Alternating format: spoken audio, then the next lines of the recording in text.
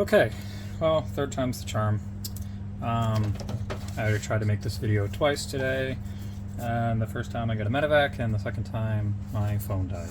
So I guess that has given me a little bit more practice. So first, disclosure, no conflict of interest, right? I might talk about certain products that I've used that I've had success with, or certain channels that I've found valuable, or pieces of information. By no means is there any issue of copyright. I just, through my own research, I found what's worked for me and what has, been valuable for videos and things. So I'll give some honorable mentions as I see fit. So today, for example, watched a cool little 10-15 minute video by the noted anatomist regarding the subject that we're going to talk about, which is acetylcholine, and specifically the nicotinic and muscarinic receptors. A little blurb about myself. I'm a flight paramedic and a critical care nurse, and I have been slowly trying to combine all of the thousands of resources and materials from continuing education sources and classes that I've taken over the years, because I feel like there's this pattern where people learn by rote memorization. It builds a bad foundation. So one of my goals has been to take all of these concepts and put them together, because I don't want to understand just how to change the brakes, right? I want to know about the whole car. You want to know about the whole body of your patient. And it also does no good. I mean, obviously, there are things you have to memorize. You have to memorize cardiac rhythms. You have to memorize certain drug dosages that are given in emergency situations. And by the way, most of my job history and experience has been in critical care, emergency medicine, pre-hospital environment, inter-facility transports, that kind of thing. So when I give these talks, I kind of like to keep in mind, like, it's good to know this stuff. It's good to have a concept of what you're actually affecting with the medications and the treatments you provide versus just rote memorization, because you can't memorize things forever. So without further ado, let's get started. And boy, there is a glare with my fingers, huh? That might be cumbersome. Well, I'll talk and I'll write, and then I'll move my hand and I'll try to be clear about it. So acetylcholine, ACH.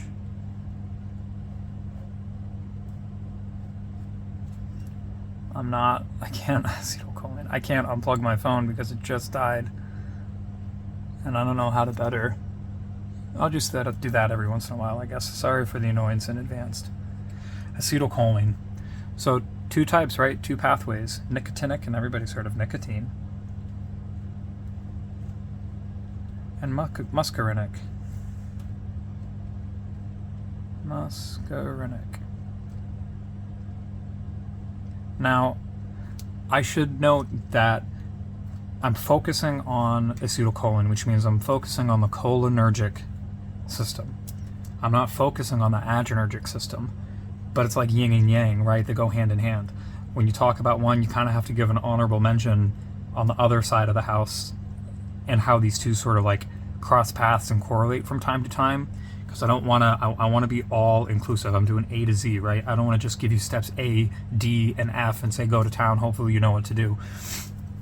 So there will be mentions of the adrenergic nervous system in here quite frequently. However, the focus is this pathway. And because this is kind of a detailed thing, I am going to give some blurbs about some common practice and some evidence-based medicine to improve care, and kind of try to relate things to some of the procedures and drugs that we're giving and doing in the pre-hospital and critical care medical environment, right? So nicotinic, got two types, N sub N and N sub M, which, by the way, nicotine, N, muscarine, M, right? And then there's 5 types of muscarinic receptors. They're M1 through M5.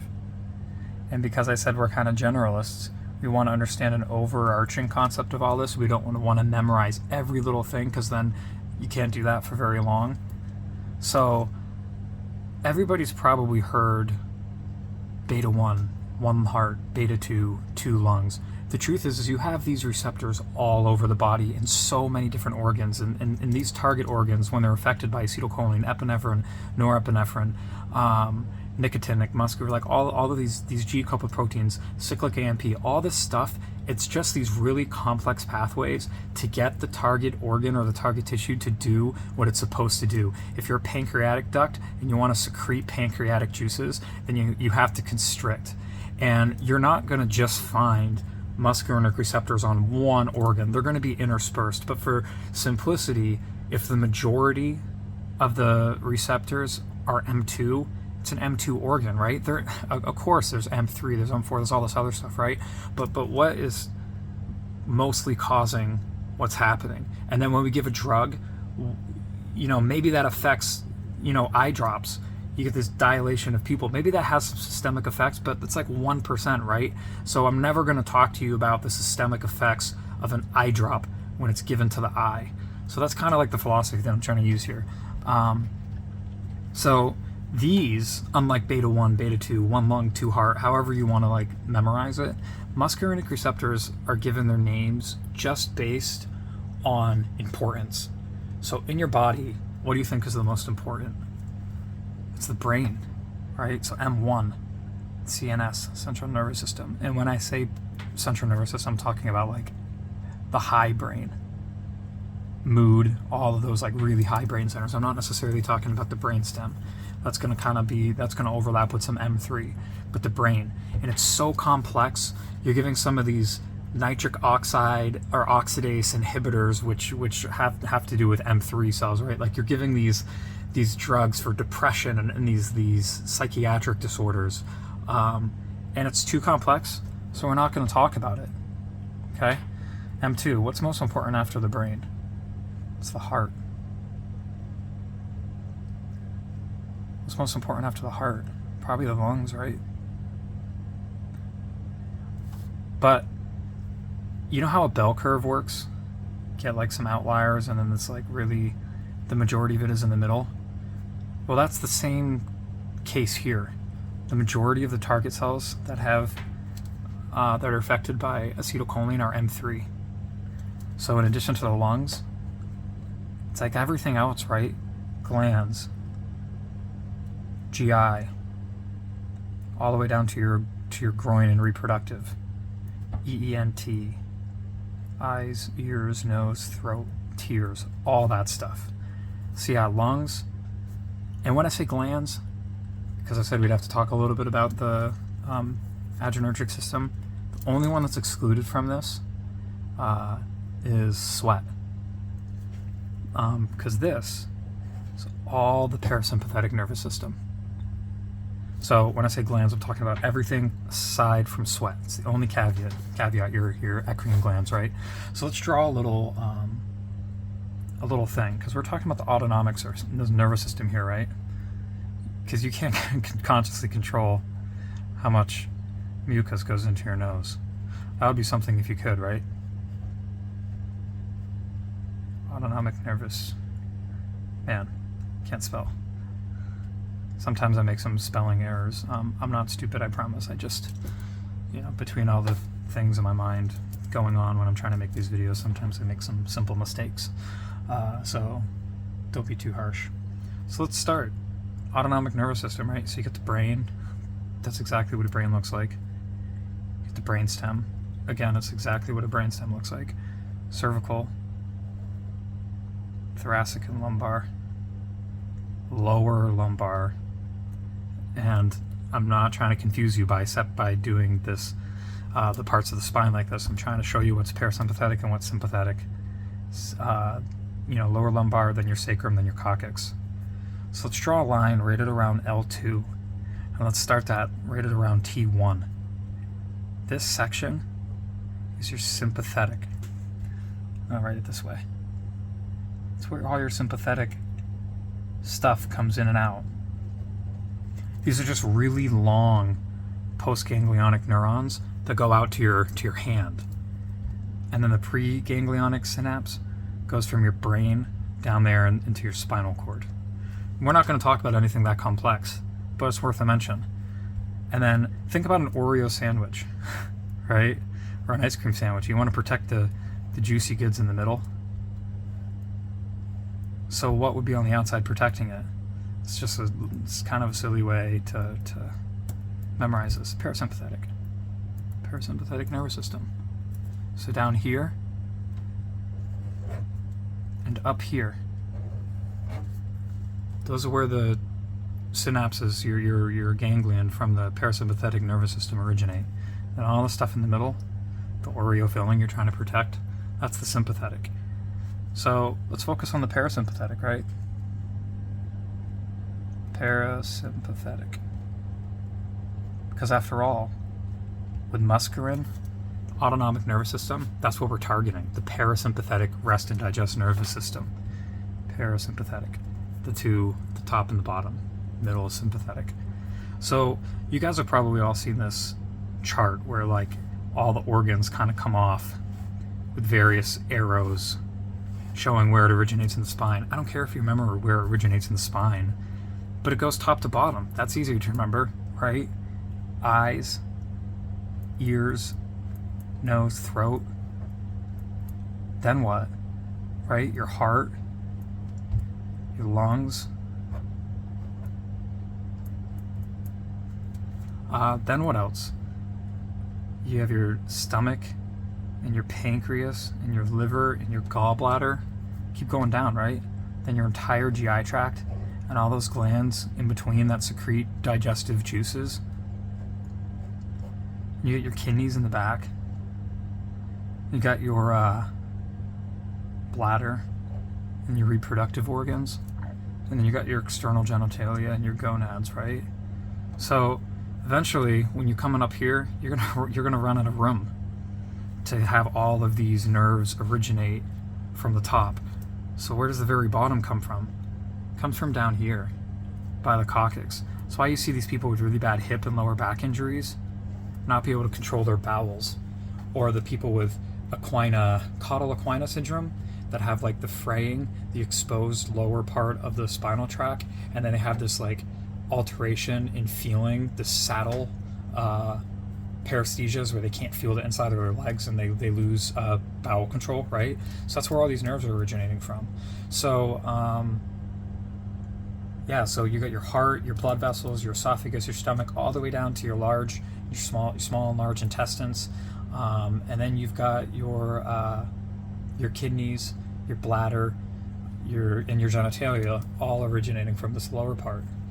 So let's get into I'm going to talk about just a little bit of a couple of detailed things, and then we're going to forget it because it's too detailed, but we're going to remember the concept, right? So M2, M3.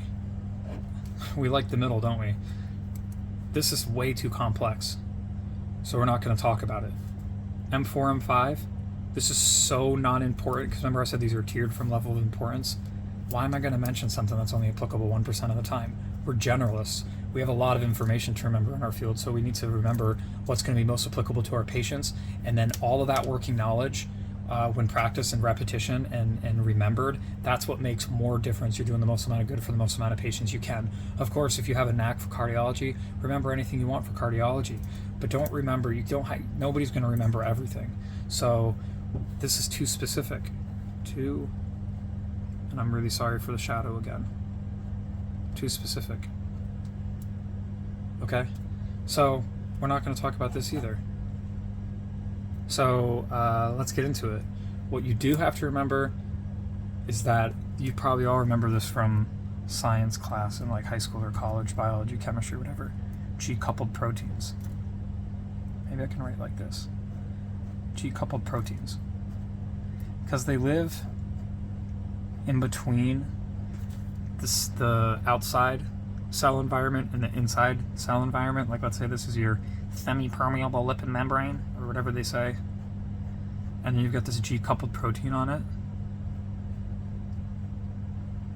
This requires energy because like these molecules aren't just free floating. If they would, your end organs would be activated all the time and you'd be like twitching and pooping yourself to death. So you get acetylcholine. It activates the presynaptic fibers, goes to the ganglia, right? And then it targets this. It targets this M2 or M3 receptor. Let's say it's an M2 receptor. And then this cascading event occurs. And now this is where the junky science comes in, which you don't really have to memorize, but like cyclic AMP, right? ATP. Adenosine diphosphate. Like all of these molecules, IP3, calcium, none of that matters. But like these are what's actually cascading. They talk about cascading events, right? So the initial activation of this G-coupled protein by this muscarinic receptor, and then that was activated by the acetylcholine. All of this like really complex microscience stuff happens. Your electron transport chain, your Krebs cycle, like all this stuff. You don't have to memorize that, but just know that a crap ton of stuff happens, and it involves some or all of this. And then what's important is this end step. And what's the end step? Target tissue activation. So this is important for us as generalists or pre-hospital providers, right? Acetylcholine, super common neurotransmitter, and a lot of the drugs that we give affect this, and a lot of patients take stuff that we need to block this, right? So since a lot of the drugs that we give affect these pathways, have to talk about it. So acetylcholine, it activates nicotinic and muscarinic receptors. A bunch of junk cascading things happen in the middle that we don't care about, but we care about the end result, which is the desired effect of the medication or the symptom we're trying to take away or prevent, and you get target tissue activation. That is what pharmacology is. It's the activation of the cell or the inactivation of it. So anyways, so these are the two things that you do have to remember, though, that these G-coupled proteins is two kinds. There's probably dozens of kinds, but we're generalists, we're memorizing the bulk of it. G sub I, G sub Q. Think of I as inhibitory. And there's no good word for Q, but what does Q sound like? Q, right? So think Q, contraction, constriction. And maybe some of you have heard this this mnemonic, calcium. Sorry to make these annoying q sounds, but calcium causes, I'm trying to be dramatic on purpose so you remember, causes contraction. Calcium causes contraction. Okay? So these are really easy. Inhibitory are found on your M2, and causing contractions, excitatory, those are found on your M3. There it is. Those are the two things you got to remember. You don't have to remember all this stuff. So, where is M2? I talked about it. Brain's most important, and then the heart is next. So M2 is found on the heart, right? So let's think about this. No, don't mind that. So, M2 in the heart. What happens when you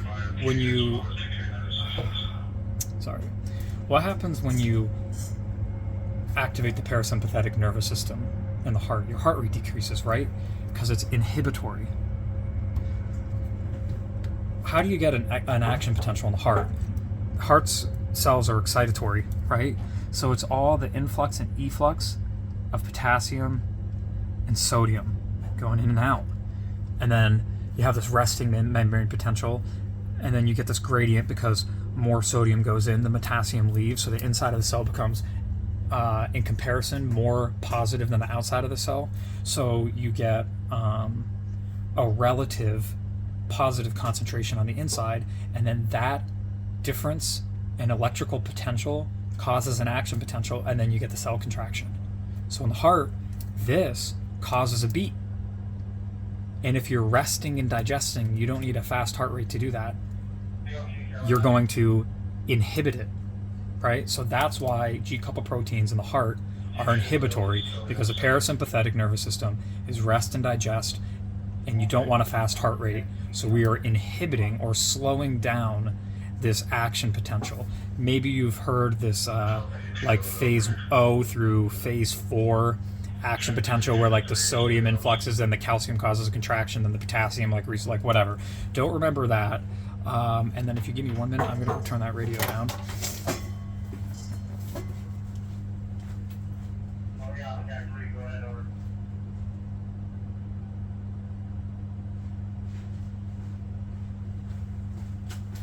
Sorry about that. I'm not redoing this video again. So, yeah, so you're trying to inhibit action potentials, and that's going to slow down your heart rate. So when acetylcholine activates muscarinic 2 receptors on the heart, it's going to inhibit what they're normally doing, which is causing action potentials, and then your heart rate is going to go down. There it is. Again, really sorry for the shadows. Decrease in heart rate. And then that's it. Let's move on to all of the stuff that is M3. Try to do this all in 3 pages or less, because save the turtles, right? So, M3.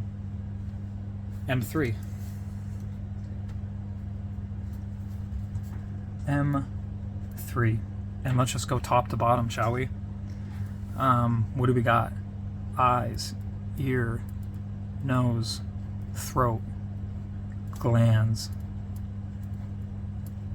esophagus. Everything but the heart, right? What else do we got? Lungs, stomach,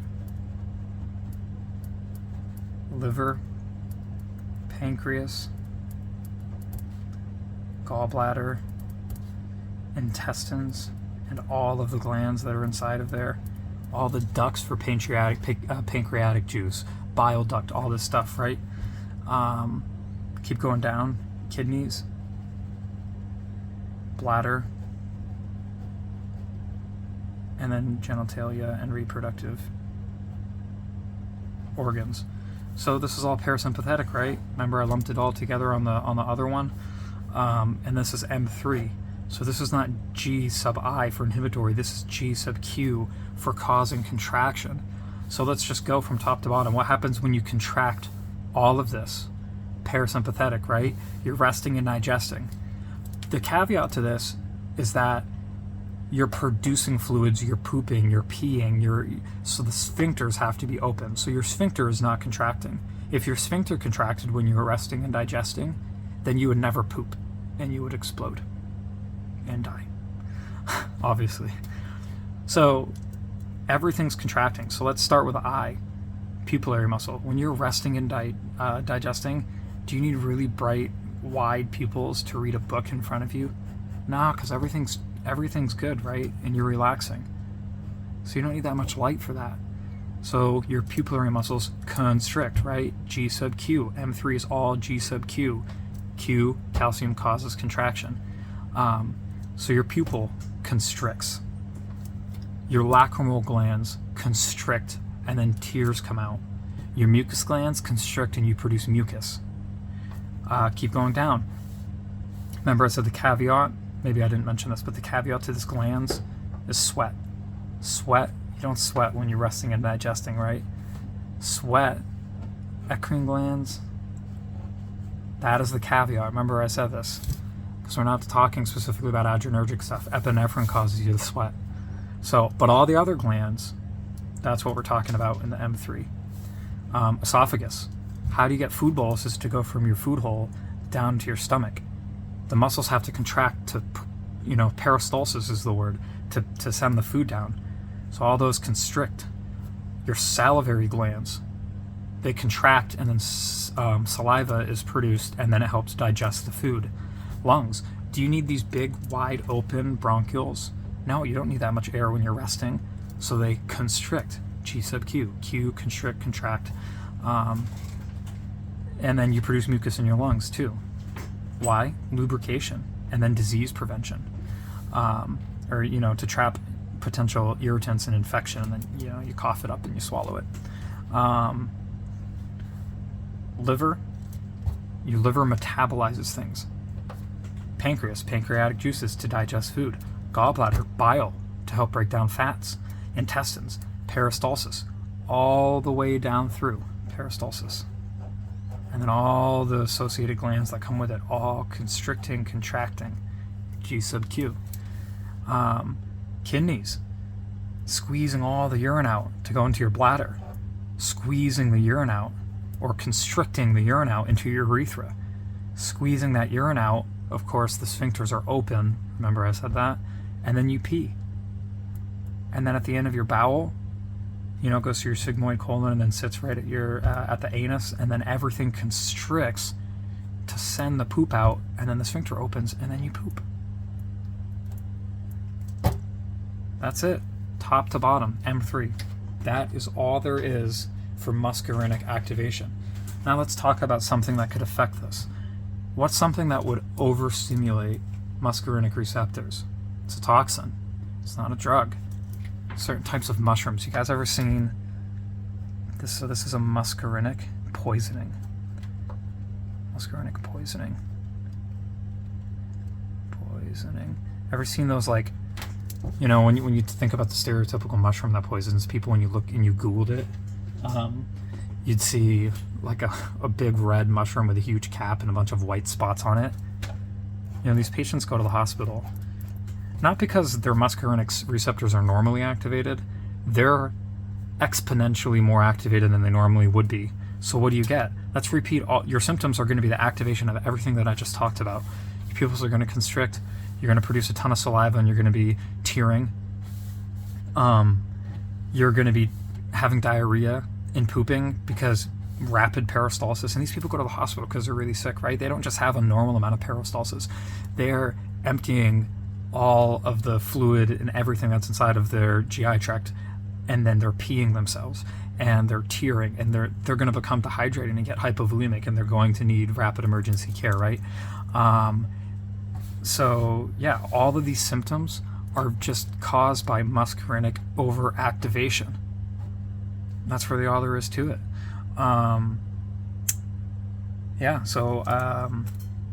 I think that's all the drugs that I can think of. I mean, there's certainly some drugs that affect the mind. M sub 1, psychiatric drugs. I don't even want to get into those. Nitric oxide, right? Because what does nitric oxide do? It dilates your blood vessels, and you don't need super high blood pressure at night when you're sleeping, do you? What's a drug that would counteract that? L-citrulline, right? Have you guys ever seen L-citrulline on the back of a pre-workout bottle or some sort of sports supplement or workout drink?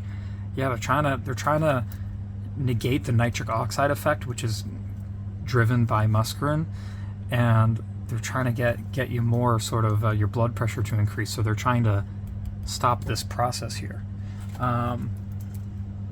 So yeah, let's, I guess, talk about nicotinic receptors, I suppose. I think I can keep going on this page since I'm shadowing everything anyways. Remember I said you have N sub N and N sub M. N for neuron. But here's something to just kind of remember. Also the adrenal medulla.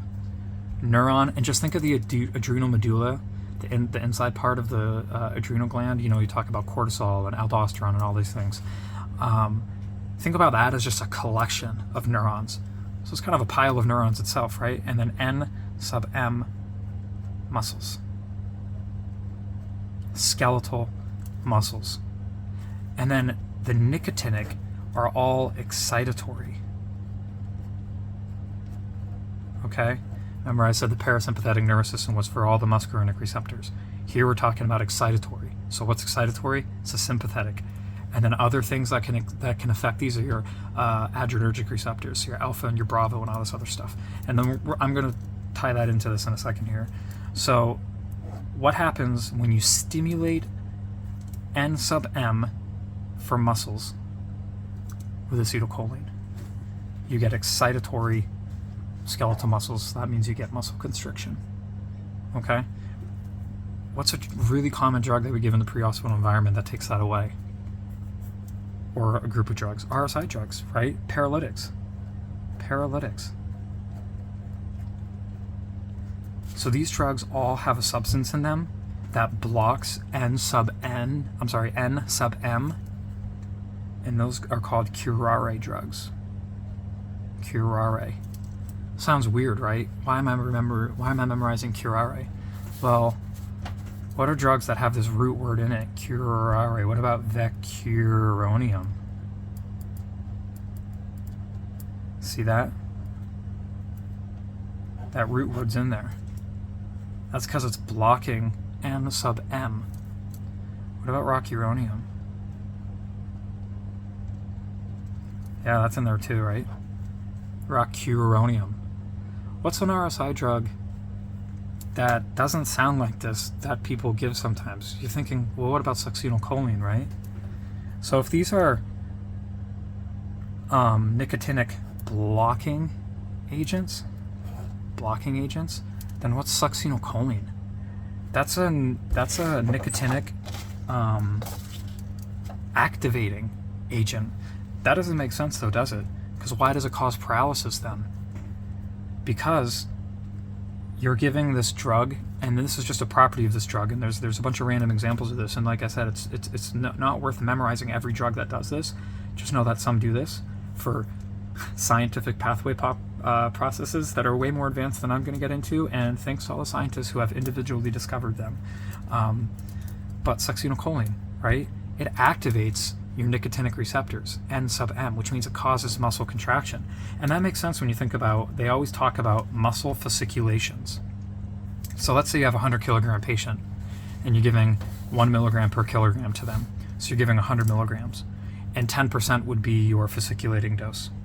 So with 10% or 10 milligrams, you're going to actually cause fasciculations because you're exciting these muscle cells. They're going to contract, right? And you're going to see fasciculations all over the place. But then what happens when what happens once the 20 and 30 and 40 and 50 and all the way up to 100 milligrams are activated? Well, you would think, well, why aren't you causing contraction still? It's not that you're not causing contraction. It's that the sensitization of all of this is gone. You've decreased the sensitization of this, and you've increased the threshold of how much drug is needed to cause a contraction. So there's just so much circulating that your threshold has changed and your sensitization has gone down. Sensitization. So essentially, there's all this running around, but your body's like, I'm not going to respond to that. I know there's nicotinic activation happening, but I'm not going to respond to it. There's too much, I'm going to shut off. I've got enough. I don't need to act anymore, right? It's kind of like the same principle with the hypoxic drive. When your patients have, when they have COPD and they're kind of operating on this, and I don't want to get into like medical myths or anything, but they're kind of operating on this, and instead of using CO2 to breathe in and out, they have so much CO2 that their body becomes desensitized to it. So what do they need to use to take a breath? They need to use oxygen. And if you give these patients 100% oxygen, they become desensitized to it. It's like, oh, I have enough oxygen, I don't need to breathe anymore. Same thing. I have enough nicotinic activation, I don't need to activate anymore. So that's why you get paralysis. And then the half-life of this drug is only 5 to 10 minutes, right? So keep in mind that this drug is quick, and of course you want to give adequate sedation and adequate pain management analgesia to these patients because it's inhumane to not do that. But when you're in an emergency situation and you're giving a paralytic that's going to wear off quick, if you're not really on your game with your sedation and your analgesia, then and your patient starts to wake up, think about how many complications that could cause. This patient's in rough shape to begin with, right? So, let's say you're doing a chest tube, let's say you're putting in a Foley, let's say you're putting a chest decompression needle inside of the patient. Like, you don't want to, or let's say the family's like, you don't want to forget to do this, because if you're doing something really important and your patient starts to wake up and they're not adequately sedated, it's only 5 to 10 minutes. Because what's going to happen? Theoretically, you gave them 100 milligrams, it's going to start to wear off. Now they've only got 90 in their system, then 80, then 70, then 60, then 50, then 40, then 30. Well, then what happens? Now they have 10 to 20 left. What's that? That's a fasciculating dose all over again. These patients might have fasciculations when they're coming out of the effect of this acetylcholine. So if you're like, crap, I forgot to give 100 micrograms of fentanyl to this 100 milligram patient, and then I didn't give that 5 milligrams of Versed, and they're not sedated, and you saw some fasciculations randomly again, that drug's metabolized, right? You're kind of too late. You got to get that on board now, because think about all the things that could go wrong if the patient isn't paralyzed anymore and they wake up and they feel pain and then they react to it. If they close their glottis against the ET tube, if they try to pull it out, if anything, if they have pain and then it causes them PTSD later in life, you don't want to open up yourself to lawsuits or anything like that either. Not to mention, it's just unethical. It might not be intentional, but even if it's not intentional, it's still inhumane. It's inhumane by omission. So anyways, you might get high pressure alarms. These people might get airway injuries or overbreathing their vent, and they could get a volume trauma. So that's a little caveat of the paramedicine, right? So I was going to tie that into it. I didn't give an example of a drug on the muscarinic side. So M sub 2, M sub 3, M2 heart. Remember I said there are scientists that get paid way more than we do to do all this research and figure out what targets, that science is beyond the scope of this, and it's generalist, we don't have to memorize that. But what do you think a drug is that blocks or inhibits M2 activation on the heart? So this is counterintuitive. You're blocking a block because the heart, remember I said, is G sub I, inhibitory. You're inhibiting action potential, so therefore your heart rate goes down. But if you want your heart rate to go up, you're going to inhibit the inhibition, and then your heart rate's going to go up. You're going to give atropine. That's a muscarinic 2 antagonist all day long, baby. So you have nothing to inhibit. You've let off the brake, and now all that's left is gas. So atropine. That's an example of a muscarinic 2 antagonist. So we give atropine. You don't have to memorize that it's a muscarinic 2 antagonist, but you got to know that it's inhibiting an inhibition, and that's why. So I said some of this is worth knowing because we're giving drugs that affect these systems. So know the system, have a general concept of everything, and don't get too caught up on very, very tiny, minute details like the M1 brain or the M4 and the M5. They're so specific, they're never going to be applicable to us. Memorize the overarching concept and try to remember it all. You don't want to just know bits and pieces, because then that's confusing. That's what they call rote memorization, and they do that a lot in paramedic programs and all initial entry programs. So we're here to dispel that. We're here to do something else, right? All right. So I said I was going to compare some of these up. I said I was going to talk a little bit about the adrenergic. So let's do our chart again. Heart. Well, above that, I guess you'd have your eyes, ears, nose, throat. Let's keep going down. Esophagus. Let's keep going down. Trachea. Salivary glands and all the glands. There's glands spread throughout, so I can't really write glands somewhere because it's not really in order. Your pupils are obviously up here. Ciliary bodies. GI tract, liver, pancreas, gallbladder,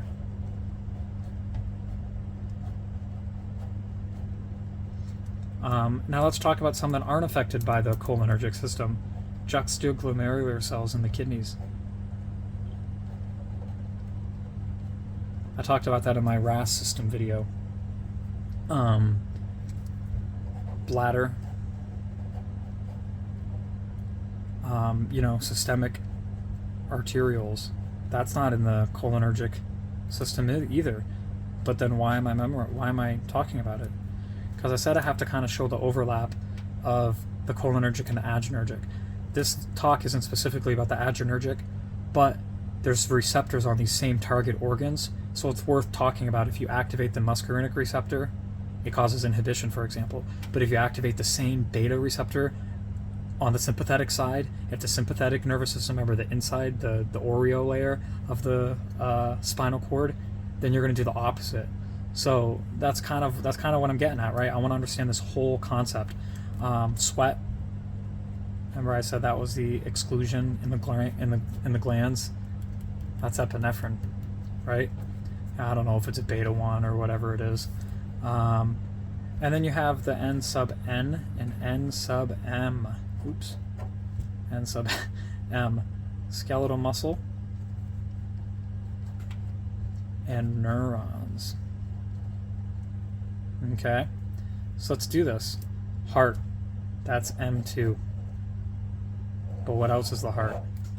On the adrenergic side. It's beta 1, baby. 1 heart, 2 lungs. So adrenergic. And I haven't memorized these, so I'll say a couple of them, but it doesn't matter.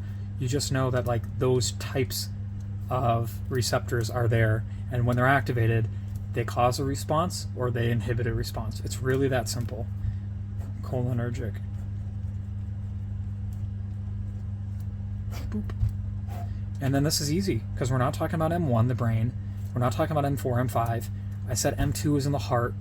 Talked about an antagonist of M2, which is atropine. Atropine antagonist, right? M2 antagonist. We'll start with A. Maybe you can memorize it that way. So what's everything else? It's all M3 until you get down to the skeletal muscle and the actual neurons in the excitatory. So not parasympathetic, right? Because obviously these are all neurons. But we're talking about excitatory sympathetic neurons. Skeletal muscle causing contraction. And then the adrenal medulla. Remember I said it was a pile of neurons. So yeah, the esophagus, that's probably not going to be affected by beta or alpha adrenergic receptors, right? But what about your trachea and your lungs? Yeah, beta 2 all day, right? 1 heart, 2 lungs. Ciliary bodies. If you want digestion on this side, then you want blood to go away from it to the skeletal muscles on this side. So if you activate the muscarinic side, you're going to get peristalsis in your GI tract and your ciliary bodies, right? M3. This is all M3. So what would you need to do to deactivate that? Well, you could antagonize or block the parasympathetic, or you can agonize or activate the sympathetic, right? So by activating beta 2, that'll block this. By activating beta 1, M3, you're going to activate it. If you block this, you're going to do the same thing as if you activate beta 2. If you block beta 2, well, you're going to do the same thing as this side. So you're going to have no sympathetic opposition to the parasympathetic. So you're going to produce mucus. You're going to constrict. You're going to digest. See how that kind of makes sense when it's all intertwined together? GI tract, I don't know, maybe there's some alpha, because remember I said there's not just like one cell type that exists on all these things. There's just a predominant one that's affected most. And whatever's affected most, that's going to be the change you see. Like, for example, if somebody went in to change clothes and their shoes were alpha 1, and the pants and the sweater and the shirt were all the same color, and those are beta 2, and then they changed it all, you can't say that their shoes didn't change color, but it's not the most notable part of their outfit changed. Okay, that's what I'm getting at. That's the concept here. Juxtaglomerular cells in the RAS system, that's sympathetic activation, beta 1, right? But the juxtaglomerular cells aren't activated or inactivated by the muscarinic receptor. So like some of this only is activated by this side, some of it's only activated by this side, some of it there's overlap. You might be having opposition. You might have the alpha effects outweigh this. So if you're trying to see, like let's just talk about peeing, bladder constriction, urethral constriction. If this side is more active than this side, you're gonna pee. But if this side is active a little bit, you maybe won't pee as much. And then if this side takes over and then this side's not active at all, you're not going to pee at all. So that's the concept here. Sweat glands, talked about that. It's epinephrine. Okay. Oh, that's supposed to be a alpha, or whatever the thing is. And then, obviously these are different. These aren't muscarinic receptors. These are skeletal muscle and neurons. And there's really no opposing beta 1 or beta 2 because these are skeletal muscles. And what I'm talking about with these is the autonomic nervous system. I'm not talking about the peripheral nervous system, the one that you have conscious control over, right? This is the autonomic and the central nervous system. You have no conscious control over this. So, to wrap up, this is kind of a long talk. I wanted to call it Lessons with Mick in 20 minutes or less, but I guess now we're going to have to do an hour or less. So, yeah. Acetylcholine. It's one of the main neurotransmitters in the body. We give drugs that affect it. So we should know what happens when we give it and what happens when we take it away. There's 2 pathways. There's nicotinic and muscarinic. There's N sub N for neuron and N sub M for muscle. There's M1 through M5 ranked by importance. M1, super important, it's the brain, but it's so complex, it's beyond the scope of this practice. M4 and M5, they're so specific that it's not really applicable to the majority of our practice. So we're worrying about the middle, M2, M3. M2 is easy, it's just the heart. And those are the G-coupled proteins of the inhibitory variety, G sub I. M3, lungs, glands, GI, EENT, defecating, rest and digest, parasympathetic activation, all of that, except the sweat glands. Those are part of the sympathetic nervous system. You're sweating and you're active and you're fight or flight and you sweat to try to cool yourself down so you can go for longer. That's all M sub 3. That's not inhibitory G-coupled protein. That's Q, cause contraction, calcium. Calcium, cause contraction, constriction. See all this annoying C sounds that I just made in a row? And then you activated this G-coupled protein, then all this cascading crap we don't really care about happened in the middle, but we care about what happened at the end, which is target tissue activation or response, i.e. you got a response, you gave a drug, and then what you wanted to happen, happened. What's an M2 inhibitor? An inhibitor of the inhibition? Atropine. What are some drugs that affect M3? Muscarine poisoning. And then, there's some muscarinic antagonists out there, nitric oxide, oxidase type drugs. But they're too complex, they mainly affect the brain. There might be some little ones like L-citrulline that it's in a lot of sports things that might oppose nitric oxide dilation, which nitric oxide is released with M3. Those secretory cells, or glands, rather, nitric oxide releasing glands.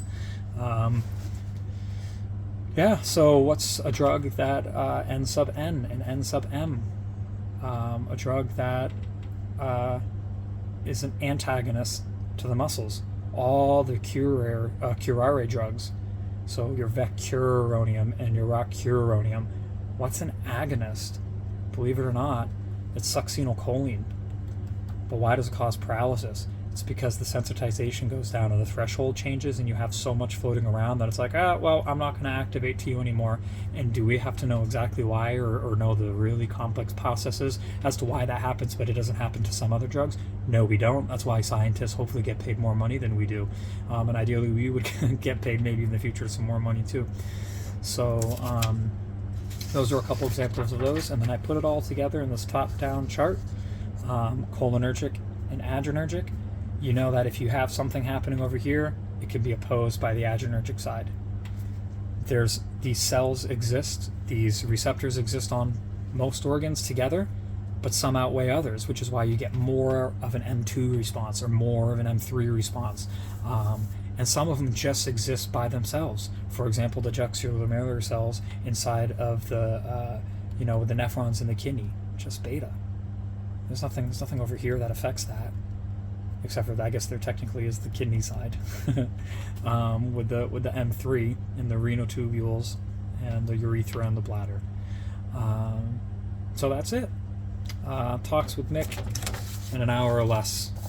Next talk, I'm probably going to have to change it to 2 hours or less. So I hope that made sense.